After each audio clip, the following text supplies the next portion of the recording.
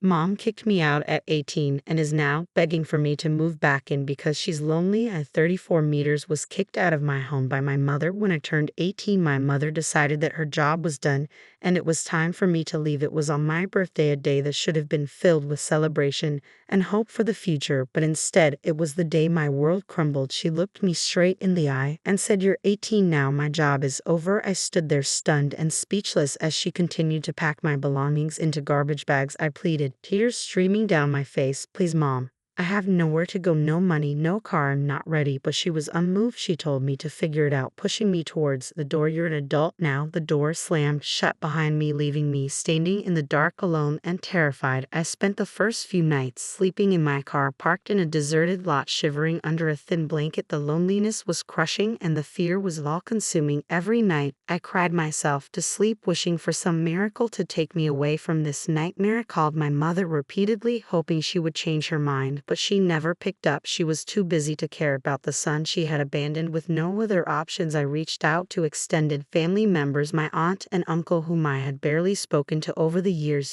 took pity on me and offered me a temporary place to stay. Their kindness was a lifeline, but it came with the heavy burden of knowing I was an extra burden. I could see the strain in their eyes, the unspoken questions about how long I would be there and what my plan was. Finding a job was nearly impossible without a high school diploma. I took whatever work I could find, washing dishes in greasy diners, cleaning offices after hours, and doing backbreaking labor on construction sites. The work was hard, the hours long, and the pay barely enough to cover my basic needs, but I pushed through, fueled by a burning desire to prove my mother wrong and to survive despite the odds. Despite the overwhelming challenges, I managed to save up enough money to enroll in night classes to earn my GED. The stress was immense. Juggling 2 jobs and school left me exhausted with barely any time to sleep. There were days when I felt like giving up, but I reminded myself of the promise I had made to never let my mother's actions define my future. Years passed, and slowly but surely I started to rebuild my life. I met a wonderful woman who saw me for who I was, not for the broken person my mother had left behind. We started a family together, creating a home filled with love and laughter. For the first time in my life, I felt a sense of happiness and security. We bought a modest house, cozy and welcoming, and filled it with memories and dreams for the future. Then one evening, as I was watching a movie with my kids in the living room, my phone buzzed with a message from an unknown number. Curiously, I opened it and was stunned to see it was from my mother. She wanted to meet. After 16 years of no contact, she suddenly wanted to see me. Against my better judgment, I agreed, driven by a mix of curiosity and unresolved anger. We met at a coffee shop, and I was extremely nervous. She looked older and weaker, and there was a sadness in her eyes that I hadn't seen before. She started by apologizing, her voice trembling. She said she was lonely and regretted the way she had treated me. She begged me to come back, to give her another chance. I sat there listening. My heart was full of emotions, anger, hurt, confusion, and a strange sense of guilt all swirled within me. I asked her if she had any idea of what she put me through. I told her right there how she ruined my life and left me on the street abandoned. I asked her how a mother could do such a thing. She started to cry, but her tears didn't move me. They felt like manipulation, a tactic to evoke sympathy. She wanted me to feel sympathy for her, but I too was alone for all those years, and not one drop of sympathy came out of her for me. She tried to justify her actions, saying she thought tough love was the best way to make me independent. But it was too little too late. The damage was done. I had built a life without her, and I wasn't about to let her back in to disrupt it. "I'm sorry you're lonely, but I've got my own family to worry about," I said. Her pleas grew more desperate, but I turned my back on her, just as she had done to me all those years ago. I walked out of the coffee shop. I felt some weird mix of emotions I couldn't explain, but I had learned to live without her, and I wasn't going to let her back into my life to cause more pain. Driving home, I felt a mixture of anger and relief. Anger for the years of suffering she had caused me, and relief that I had finally confronted her. But as the days went by, guilt began to creep, and she was still my mother, and a part of me felt a lingering sense of responsibility. I spoke to my wife about it, and she supported my decision. She told me that what I did was what had to be done for my well-being, but the guilt persisted. I couldn't shake the feeling that maybe I should have handled differently. Maybe I should have found a way to help her without letting her back into my life. The internal conflict was exhausting, but I knew that my priority had to be my mental health and the well-being of my family. Months passed, and life went on. My children grew, and their laughter filled our home with joy. The memory of my mother's pleas faded, But the scars of the past remained. I had learned to live with them, to accept them as part of who I was. Then one day I received another message from her. This time it was an apology, a real one. She acknowledged the pain she had caused and asked for my forgiveness. She didn't ask for anything else, just forgiveness. I didn't know how to respond. Part of me wanted to forgive her, to let go of the anger and hurt, but another part of me was still too wounded. I talked to my wife about it, and she suggested writing a letter. So I did. I poured out everything I had been holding inside for years, the pain, the anger, the betrayal, but also the small moments of love and care that I remembered from my childhood. It was heavy, and for the first time I felt a sense of closure. I decided to send the letter. I didn't expect a response, and I didn't need one. It was more for me than for her, a way to finally put the past behind me and move forward. Weeks later, I received a reply. It was short but heartfelt. She thanked me for sharing my feelings and acknowledged her mistakes. She didn't ask for anything, just expressed her regret and hoped that I could find peace. And surprisingly, I did. The anger and hurt that had been a constant presence in my life began to fade. I realized that while I couldn't change the past, I could choose how to move forward. I could choose to let go of the pain and focus on the present. I still kept my distance from her, but the bitterness was gone. I focused on my family, my wife and my children, who had been my rock through it all. We built a life filled with love and support, and I made sure that my children would never feel the abandonment that I have felt. In the end, I found a sense of peace. It wasn't a perfect resolution, but it was enough. I had survived the worst,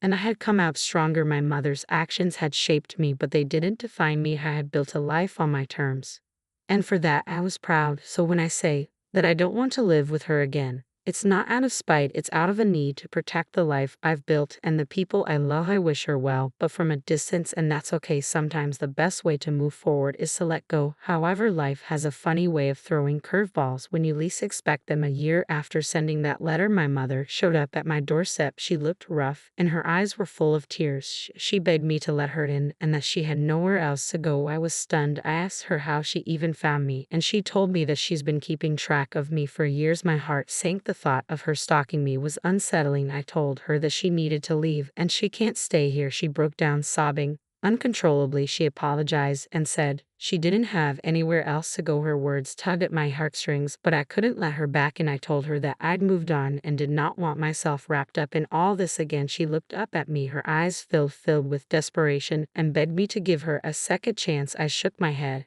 and I went all out on her, asking how could she show up years later after kicking her own son out of the house and expect me to just simply forgive her. She stood up, wiping away her tears. I understand, she said, but please don't shut me out completely. Just think about it. I watched as she walked away, feeling a mixture of relief and sadness. I had done what I needed to do to protect my family, but the guilt lingered. Had I made the right decision? Could I have handled it differently? In the days that followed, I found myself constantly questioning my choice. My wife noticed my distress and suggested that I see a therapist to help process my feelings. Reluctantly, I agreed. Therapy was a revelation. It helped me understand that my mother's actions were not my fault, and then I had every right to set boundaries to protect myself and my family. It also helped me come to terms with the guilt I felt and find a way to forgive myself for the choices I had made. As time passed, I began to feel more at peace with my decision. My mother had made her choices, and I had made mine. I couldn't change the past, but I could choose to live my life in a way that brought me happiness and fulfillment. My relationship with my mother remained distant, but I no longer felt the anger and resentment that had once consumed me. I had found a way to let go of the pain and move forward. In the end, my journey was one of self-discovery and healing. I had learned the importance of setting boundaries, protecting my well-being, and finding forgiveness, not just for others, but for myself. My mother's actions had shaped me, but they didn't define me. I had built a life filled with love, support, and happiness, and for that I was grateful. So when I say that I don't want to live with her again, it's not out of spite. It's out of a need to protect the life I've built and the people I love. I wish her well, but from a distance, and that's okay. Sometimes the best way to move forward is to let go. However, as life continued, I faced yet another unexpected twist. My mother's health began to deteriorate rapidly. She was diagnosed with a terminal illness, and once again, family members began to pressure me to reconcile with her. They insisted that she needed my support in her final days, and that I would regret not being there for her. The internal conflict was intense. On one hand, I wanted to stay true to the boundaries I had set for myself and my family. On the other hand, I couldn't ignore the fact that she was my mother, and that she was dying. The guilt and confusion were overwhelming. After much soul-searching and discussions with my wife, I decided to visit her one last time. I needed closure, and I wanted to make peace with the past, if not for her, then for myself. I went to the hospital where she was staying, saying the woman lying in the bed was a shadow of the person I once knew. She looked fragile and vulnerable, and it struck me how time had changed us both. She opened her eyes and saw me standing there. Tears welled up in her eyes as she whispered, "Thank you for coming." I sat down beside her and took her hand. For the first time in years, I felt a connection to her. We talked for hours, reminiscing about the few good times we had shared, and addressing the pain and hurt. She apologized again, and this time it felt genuine. I could see the remorse in her eyes, and for the first time I felt a sense of forgiveness. As the days went by, I visited her regularly. We didn't have much time left, but the time we did have was filled with healing and understanding. It wasn't a perfect resolution, but it was enough. When she passed away, I felt a strange sense of peace. I had found closure and made my peace with the past. My mother's actions had caused me immense pain, but in her final days we had found a way to reconcile, if only partially. Life moved on, and I continued to focus on my family and my own well-being. The journey had been long and tiring, filled with pain and struggle, but also growth and healing. I had learned the importance of setting boundaries, protecting myself, and finding forgiveness. In the end, my story is of resilience and the power of love and forgiveness. I have faced incredible difficulties and emerged stronger, ready to face whatever challenges lay ahead. My journey taught me that sometimes the best way to move forward is to let go of the past and embrace the present, and that's exactly what I did. In the aftermath of my mother's passing, I found myself reflecting on the complex nature of our relationship. Despite everything, I couldn't deny that a part of me had always longed for her approval, her love. It was a deep-seated need that I had carried with me throughout my life, but I also knew that I had done everything I could to heal and protect myself. The experience taught me valuable lessons about forgiveness and self-care. It made me realize that forgiveness doesn't always mean reconciliation. Sometimes it's about letting go of the anger and pain for your own sake, so you can move forward and find peace. My relationship with my family also changed. Those who had once judged me for keeping my distance from my mother began to understand the depth of my struggles. They saw the efforts I had made to build a better life for myself and my own family. Gradually, the rifts healed, and we found common ground. I focused on being the best parent I could be, ensuring that my children felt loved and supported. I wanted them to grow up knowing they could always rely on me no matter what. My wife and I worked hard to create a stable, nurturing environment free from the chaos and instability that had defined my childhood. The journey wasn't easy, but it was worth it. I had transformed my pain into strength and my struggles into resilience. I had learned to set boundaries and prioritize my well-being, and most importantly, I had found a way to forgive not just my mother, but also myself. As the years went by, I continued to build on the foundation I had created. I advanced in my career, pursued my passions, and nurtured my relationships. The wounds of the past began to fade, replaced by a sense of fulfillment and contentment. Looking back, I realized that my mother's actions had shaped me in ways I hadn't fully understood. They had pushed me to be stronger, to fight harder, and to never give up. While I wouldn't wish my experiences on anyone, I was grateful for the lessons they had taught me.